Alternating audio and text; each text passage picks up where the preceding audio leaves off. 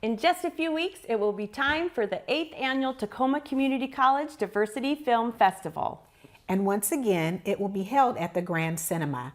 6 films will be featured this year, all dealing with subject matters that affect society, and were produced with the hope that they would get the public talking about these issues. I think film as a discipline, an academic discipline, and just as a medium is something that appeals to a lot of people. It's a good way to deal, like I said, to share these underrepresented points of views and voices, but it's also a way that we can kind of touch on if something's controversial and it's packaged in a familiar way, as opposed to a lecture that can get more, people sometimes don't want to go there.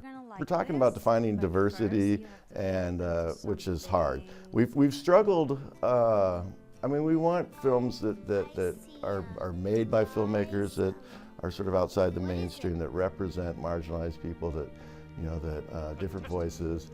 But we also run into this problem of there's a lot of documentaries that speak to that.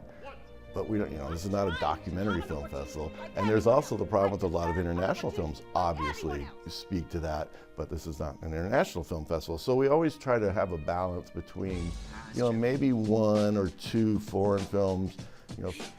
For our audience, we don't want to overdo the subtitle stuff.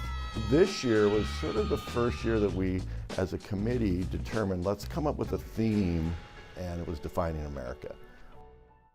In addition to these showings, which begin on April 15th and run through May 2nd, there will also be discussions after many of the films where audience members can give their input on these topics. For more information, go to the Grand Cinema's website.